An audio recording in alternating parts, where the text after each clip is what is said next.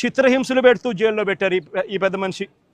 MP Mithun రెడ్డిని కేవలం పెద్దిరెడ్డి రామచంద్రారెడ్డి చంద్రబాబు నాయుడును ఆయన కాలేజీ టైంలో ఈయన ఇద్దరు కాలేజీలలో స్టూడెంట్గా ఉన్నప్పుడు ఇద్దరు కలిసి చదువుకున్నారని, ఆ కలిసి చదువుకున్నప్పుడు పెద్దిరెడ్డి రామచంద్రారెడ్డి చంద్రబాబు నాయుడు చెప్పుతో కొట్టినాడు అని చెప్పి.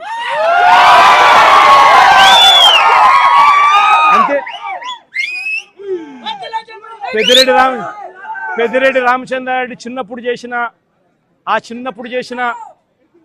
చిన్న గొడవ చంద్రబాబు నాయుడు మనసులో ఎంతగా నాటుకొని పోయింది అంటే, ఏకంగా పెద్దిరెడ్డి రామచంద్రారెడ్డి కొడుకును ఎట్ట తిరిగి జైల్లో పెట్టాలా, పెద్దిరెడ్డి రామచంద్రారెడ్డికి మనక్షోభ కలిగించాలా అని ఎంత సేడిస్టిక్గా ఆయన వ్యవహరిస్తూ ఉన్నాడు అని చెప్పడానికి ఇదొక నిదర్శనం.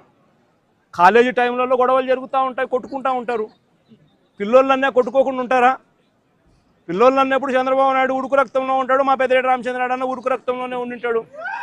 తపానాలు పీకింటాడు, ఏం తప్పేముంది? ఆ టైంలో జరిగింటాయి.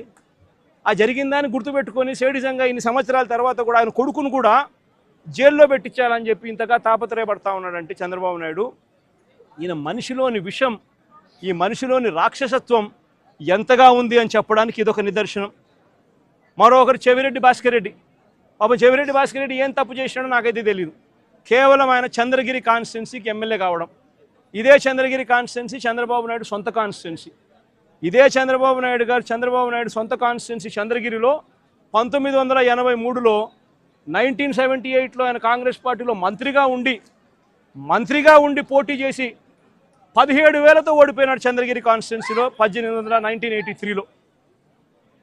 ఆ తర్వాత ఆయన ఓడిపోయి మళ్ళీ వాళ్ళ మామూలు కాళ్ళు పట్టుకొని గడ్డం పట్టుకొని మళ్ళీ 1989లో తెలుగుదేశం పార్టీలో చేరి అక్కడ రాజ్యమేలి కుప్పం అనే నియోజకవర్గాన్ని, బీసీలు అధికంగా ఉన్న కుప్పం అనే నియోజకవర్గంలోకి వెళ్ళి పోటీ చేస్తూ ఉన్నాడు. ఈ చంద్రగిరి నియోజకవర్గం ఆయన చేతుల్లో నుంచి వెళ్ళిపోయింది అని, ఈ చంద్రగిరి అనే నియోజకవర్గం ఆయన సొంత ఊరుంది కాబట్టి అక్కడ ప్రజలు చంద్రబాబు నాయుడు ఓడించినారు అని బాధ తట్టుకోలేక భాస్కర్ను వేధించి జైల్లో పెట్టించే కార్యక్రమాలు చేస్తూ ఉన్నాడు. చివరికి భాస్కర్ ఒకడే కాదంట, భాస్కర్ కొడుకు మొన్న కంటెస్ట్ చేసినాడు. పాపం లండన్ నుంచి వచ్చినాడు పాపం ఆ పిల్లోడు కూడా మొన్న కంటెస్ట్ చేసినాడు. ఆ పిల్లోని కూడా కేసులో పెట్టినారు. ఇదే పెద్ద మనిషి చంద్రబాబు నాయుడు కొడాలి నానిని, పేర్ని నాని భార్యను కూడా చివరికి అని కూడా చూడకుండా ఆమెను కూడా కేసులో పెట్టాలని చిత్రహింసలే. అనిల్ కుమార్ యాదవ్ ఇక్కడ జిల్లాలో మీ అందరికీ పరిచయస్తుడైన బీసీ నాయకుడు, మంత్రిగా ఎదిగిన వ్యక్తి, యువకుడు, ఇలాంటి వ్యక్తిని కూడా దొంగ కేసుల్లో ఇరికిచ్చాలని చెప్పి ఏకంగా ప్రయత్నం చేస్తే ఆ కేసులో ఆ విట్నెస్ వెళ్ళి జడ్జి ముందర పోలీసులు నన్ను 3rd డిగ్రీ ఉపయోగించి నన్ను దొంగ స్టేట్మెంట్ తీసుకునే ప్రయత్నం చేశారు అని చెప్పి ఏకంగా మెజిస్ట్రేట్ ముందర చెప్పినాడు అని అంటే ఎంతటి దారుణంగా వీళ్ళు పోలీసులను ఉపయోగిస్తున్నారని చెప్పడానికి ఇదొక నిదర్శన. జోగి రమేష్ మరో బీసీ నాయకుడు, సజ్జల రామకృష్ణారెడ్డి మా పార్టీలో మరో సీనియర్ నాయకుడు, ఆయన కొడుకును కూడా వదలడంలా, ఆయన కొడుకును కూడా భార్గవరెడ్డి అనే ఆ పిల్లని కూడా వేధించే కార్యక్రమే. వైవి సుబ్బారెడ్డి మరో మా పార్టీకి సంబంధించిన మరో సీనియర్ నాయకుడు, ఆయనను ఒక్కడే కాదు ఆయన కొడుకును కూడా మళ్ళీ తీసుకొచ్చే కార్యక్రమం. దేవినేని అవినాష్ విజయవాడకు సంబంధించి దేవినేని అవినాష్ మా జిల్లా కృష్ణా జిల్లా అధ్యక్షుడు, ఆయనను కూడా చిన్నపిల్లోడని కూడా చూడకుండా ఆయన మీద కూడా కేసులే.